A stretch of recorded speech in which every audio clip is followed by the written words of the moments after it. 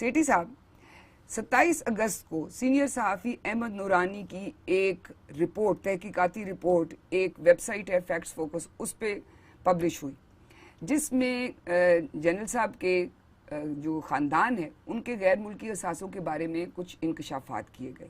اب جنرل صاحب سی پیک کے چیئرمین بھی ہیں اور سی پیک اتھارٹی کے، اور ساتھ ہی ساتھ معاون خصوصی ہیں وزیر اعظم کے برائے اطلاعات و نشریات. تو اس میں آپ مجھے بتائیں، جب یہ سٹوری سامنے آئی سب سے پہلے تو آپ کے پہلے کیا تاثرات تھے، اور دوسرا اس میں کیا ایسی تہلکہ خیز بات تھی جس کے بعد اتنا شور مچ گیا؟ تو میرے پہلے تاثرات تو یہ تھے کہ یہ معاملہ جو ہے نا، یہ مکافات عمل کا معاملہ ہے. وہ کیسے؟ جنرل صاحب ایک ان نون کوانٹٹی نہیں تھے. دیکھیے بہت سے جنرلز آتے ہیں، بہت سے جنرلز چلے جاتے ہیں. آپ کو کتنے جنرلز کے نام یاد ہیں جو سرونگ جنرلز ہیں؟ بہت کم. کور کمانڈرز کے نام نہیں پتہ ہوتے ہم لوگوں کو. مگر یہ آئی ایس پی آر میں جب یہ آئے، اس سے پہلے ہمیں ان کے بارے میں کچھ نہیں پتا. جب آئی ایس پی آر یہ آئے تو بڑی ہائی پروفائل تھی. انہوں نے S D G I S P R اس کو اور بھی بہت بڑا کر دیا. مگر جب انہوں یہ کام کرنے لگے تو دو چیزیں سٹینڈ آؤٹ کی. ایک تو یہ تھی کہ انہوں نے تھینک یو جنرل رحیل شریف کا ایک برانڈ بنایا جو کہ ہر روز فرنٹ پیج پہ آتا تھا.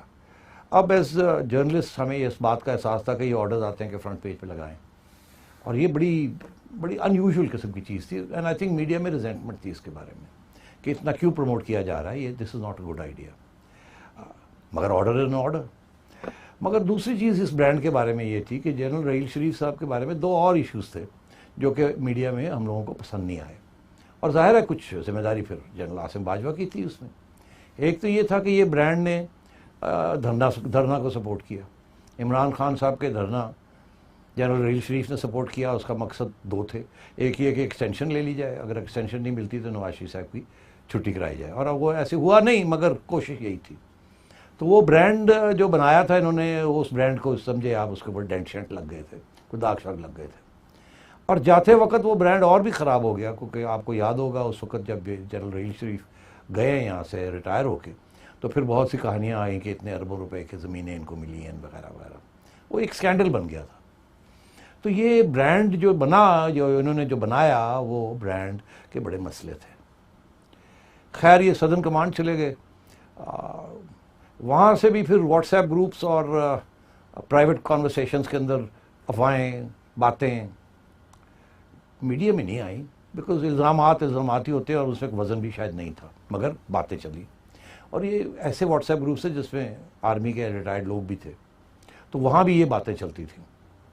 اب کیا باتیں تھی، رہنے دینا اس بات کو. مگر میں آپ کو کہہ رہا ہوں کہ یہ جب یہ سدرن کمانڈ بھی چلے گئے تو یہ out of the Lime light نہیں ہوئے ان ون سینس اور انادر. اب بھائی یہ ریٹائر کیا انہوں نے، ریٹائر کر کے تو ہمارا خیال تھا مسئلہ ختم ہو گیا.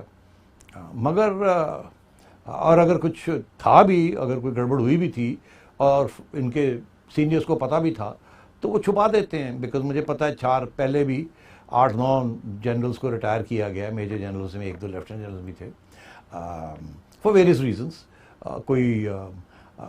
اور ان کو کوائٹلی بلا کے الزام بتا دیے جاتے ہیں، آپ نے یہ کیا چلیے فارغ ہو جائیں آپ. مگر باہر نہیں بات آتی. تو فوج کے اندر اکاؤنٹیبلٹی تو ہے مگر انٹرنل اکاؤنٹیبلٹی ہے جونیئرز کی، اور پبلک میں نہیں آنے دیتے. ان لائک پولیٹیشنز، ان کی پبلک میں ہی مقصد یہ ہوتا ہے کہ پبلک میں ان کو گندہ کیا جائے. اچھا، اب اس کے اندر نیشنل سیکیورٹی کے تقاضے بھی ہیں کہ یار ایک ایسا ادارہ ہے جس کو پیور ہی رکھا جائے. وہ خامیاں تو ہر ایک میں ہوتی ہیں، تو چلو اس چیز کو دبائی دیا جائے مگر صفائی کی جائے. تو میں نے کچھ لوگوں کا یہ خیال تھا کہ شاید یہ اسی کھاتے میں آئیں گے، مگر ایسے نہیں ہوا. ان کو انہوں نے ریٹائرمنٹ کے بعد سپیک کا اتھارٹی لگا دیا. اچھا، وہاں بھی جب ایک نیا آرڈیننس آیا ان کو پروٹیکٹ کرنے کے لیے تو لوگوں نے بہت سی باتیں کی، وہ پھر بات کرتے ہیں. اس کے بعد یہ پتہ چلا کہ یہ آ گئے ہیں یہاں عمران خان صاحب کے پاس اسپیشل اسسٹنٹ. تو ظاہر ہے ان کا انفلوئنس بڑھتا جا رہا تھا، اور ظاہر ہے ان کی قریبی رشتے ہوں گے ہائی کمانڈ کے ساتھ جو کہ ان کو ٹرسٹ کرتے تھے کہ سپیک کو بھی وہ چلائیں اور ادھر عمران خان صاحب کی کیبنٹ میں بھی بیٹھیں اور یہاں بھی گائیڈنس کریں. آفٹر آل سلیکٹرز فرشتے انہوں نے ہر جگہ پہ ہوتے ہیں. مگر ساتھ ساتھ اس کے پھر ایک چیز اور چل رہی تھی جو کہ ابھی تک ختم نہیں ہوئی. وہ یہ تھی کہ لوگ بھولے نہیں ہے نا کہ نواز شریف صاحب کو ایک اقامہ کے اوپر ٹانگ دیا گیا. لوگ یہ نہیں بھولے کہ ایک سپریم کورٹ کے جج قاضی فائز عیسیٰ کے ساتھ کس قسم کا رویہ اختیار کیا جا رہا ہے اور کیسے قانون کی دھجیاں اڑائی جا رہی ہیں اور ان کو کسی طریقے کے ساتھ نکالنے کی کوشش کی جا رہی ہے. یہ میں نہیں کہہ رہا, یہ بار کونسل کہہ رہی ہے, وکلا حضرات کہہ رہے ہیں, آپ کی عوام یہ کہہ رہی ہے, میڈیا بھی یہی کہہ رہا ہے. اگر کھل کے نہیں لکھتے تو پرائیویٹ کانورسیشنز میں یہ باتیں چل رہی ہیں. تو اگر یہ چیزیں اگر آپ کریں گے یا آپ ان کی حمایت کریں گے, کوئی ادارہ ایسی چیزوں کی حمایت کرے گا, جے آئی ٹیز بنیں گی, تو پھر آپ اپنے آپ کو اوپن کر رہے ہیں نا.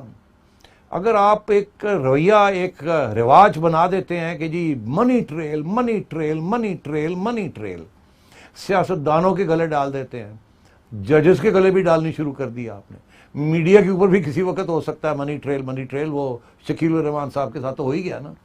تو بچا کون؟ تو یہ تو ہونا ہی تھا, گھوم پھر کے یہ گھر ہی آنا ہی تھا. اور یہ بدقسمتی ہے باجوہ صاحب کی کہ یہ ان کے اوپر یہاں سے شروع ہوا. اچھا وہ ہوتا بھی ہے کہ کسی سرونگ کے اوپر تو ویسے ہی ہمت نہیں پڑتی کہ بات کی جائے, اور ویسے بھی میں نے جیسے کہا باتیں دبائی جاتی. ان کا جو جیسے کہتے ہیں نا ایکیلیز ہیل, یا ان کی جو کمزوری تھی ان کے کیس میں, وہ یہی تھی کہ ان کی ساری فیملی باہر ہے پاکستان سے, اور یہ کچھ چھپی بھی بات نہیں تھی, خود تسلیم کرتے تھے پرائیویٹ کانورسیشن سے, اور بڑے کچھ چھپانے والی بات بھی نہیں تھی. اور ظاہر ہے اگر باہر تھے, ان کے صاحبزادے بھی باہر تھے, ان کے بھائی بھی باہر تھے, تو اتنا تو سب کو پتا تھا. تو جب یہ اسٹوری, اب آپ نے کہا کہ اس میں کیا سینسیشنل بات تھی, تو میں نے آپ کو بتایا نا کہ ایک ایسا ماحول بنا ہوا تھا ان کے بارے میں, اور جب وہ پھٹا, نورانی صاحب نے یہ کہانی لگا دی, تو پھر تو یہ تھا کہ سوشل میڈیا نے تو پھٹنا ہی تھا اس کے اوپر. قاضی فائز عیسیٰ کا انتقام لیا, نواز شریف کا انتقام لیا, شکیل الرحمان کا انتقام لیا, اور بھی بہت سے انتقام لیے, کیونکہ لوگ اٹھائے جاتے ہیں, لوگ غائب ہو جاتے ہیں. تو یہ سارا یہ وہ مسئلہ ہے یا معاملہ یہ وہ ہے. ایک تو یہ اس کے, تو یہ بیچارے پھنس گئے ہیں اس کے اندر.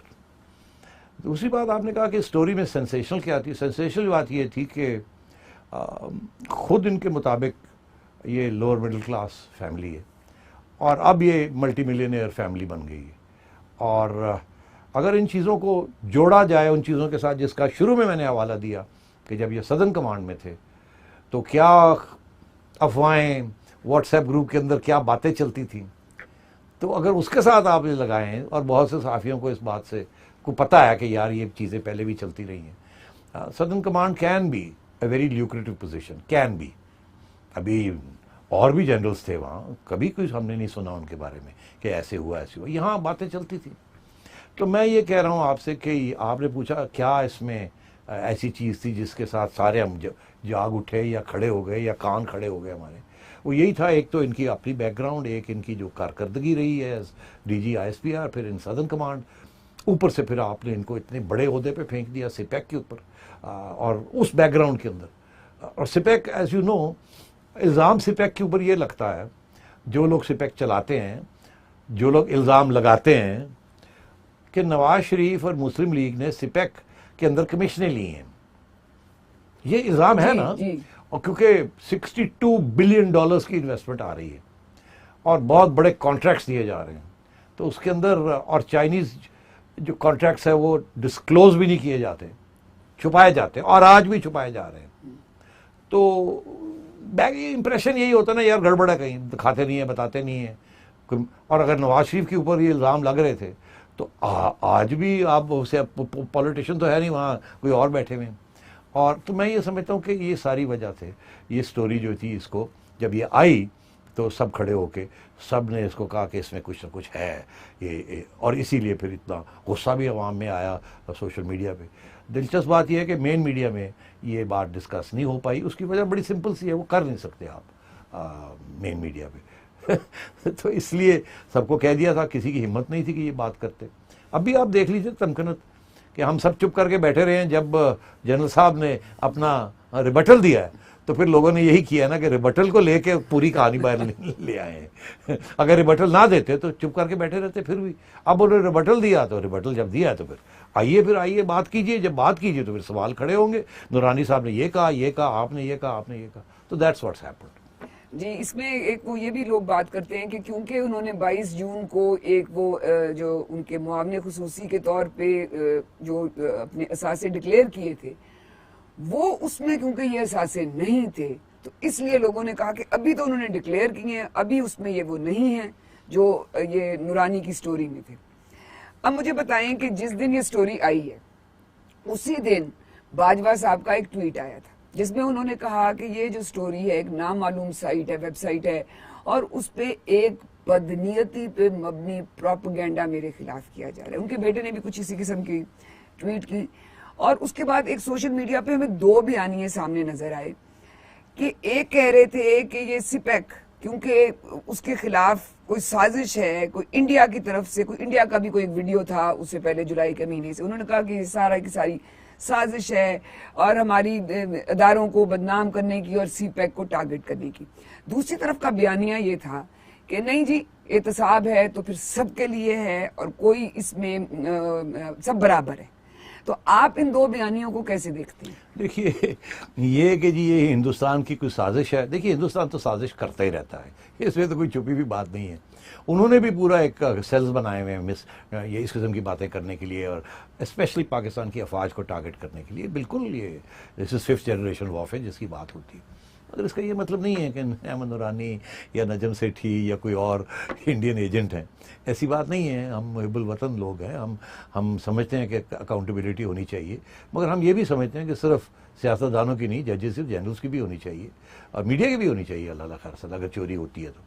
مگر بات یہ ہے کہ یہ اگر سپیک کو ڈسٹروائے کرنا ہے، جو کہ اس میں کوئی شک ہی نہیں ہے کہ انڈیا اینڈ امریکہ اور اینٹی سپیک، بیکاز وہ چائنیز روٹ ہے نا، وہ تو وہ اس کے وضاحت کرنے کی ضرورت ہے، سب کو پتہ ہے اس بات میں۔ مگر بات یہ ہے کہ نواز شریف صاحب نے سپیک بنایا تھا نا، لانچ کیا تھا نا، ایکچولی سوچ آصف زرداری صاحب کی، جی بات آگے بڑھائی، اس کو پکا کیا، سیمنٹ میں ڈالا، معاملہ شروع کیا، یہ نواز شریف صاحب نے کہا۔ مگر جب ہمارے فرشتے نواز شریف صاحب کو انڈین ایجنٹ کہلوا رہے تھے تو یہ سوچا نہیں کہ یہ انہوں نے تو سارا سپیک کیا، تو کس منہ کے ساتھ انہوں نے نواز شریف صاحب کے کوئی الزام لگایا، اور ان کے میڈیا کے اندر جو دوست تھے یہی چل رہی تھی بیانیہ، یہی تھا نا کہ یہ ہندوستان مودی کا جو یار ہے، غدار ہے، ایسے ہی ہے۔ تو اب سپیک بنانے والے کو یا سپیک لانے والے کو یا سپیک لانچ کرنے والے کے اوپر یہ الزام لگے ہیں اور وہ بالکل بے بنیاد تھے، تو یہ بھی اسی قسم کا یہ پروپیگنڈا ہے کہ سپیک کو ٹارگٹ کیا جا رہا ہے، جنرل صاحب کو آپ ٹارگٹ کریں گے تو سپیک کو ٹارگٹ کریں گے، یہ بالکل سراسر غلط ہے۔ سپیک کے اندر بڑے مسئلے ہیں، مگر سپیک ہمارے فائدے میں ہے اور ایک اسٹریٹجک ڈائمینشن بھی ہے اس کا، اور ہندوستان کے بھی اپنے ایشوز ہیں، مگر یہ بالکل غلط بات ہے کہ جی یہ ایک سپیک کے خلاف سازش ہے، یہ سپیک کے خلاف سازش نہیں ہے۔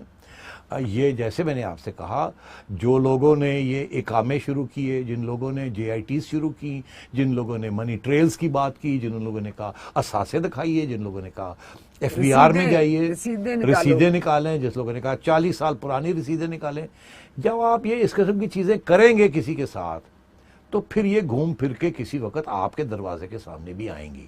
تو یہ اسی قسم کا سلسلہ ہے، کیونکہ بہت سے لوگ ہیں وہ سمجھتے ہیں کہ نواز شریف صاحب کے ساتھ زیادتی ہوئی ہے، بہت سے لوگ ہیں وہ سمجھتے ہیں قاضی فائز عیسیٰ کے ساتھ زیادتی ہو رہی ہے، اور یہ میں بہت سے لوگوں سے مراد یہ ہے، میں سمجھتا ہوں اکثریت اس ملک کی، کیونکہ 2 سیاسی جماعتیں پیپلز پارٹی اور نون لیگ، اس ملک کی الیکٹرل جو ووٹر ہے اس کی اکثریت ان کے پاس ہے۔ وہ اور بات ہے حکومت کسی اور نے بنائی ہوئی ہے، مگر اکثریت ووٹنگ کی double the amount of people are pro Peoples Party and Noon League then they are P T I. تو اس لیے میں یہ سمجھتا ہوں کہ یہ سوچنا چاہیے تھا ان کو، انہوں نے نہیں سوچا اور یہ اب صورتحال یہاں آ گئی۔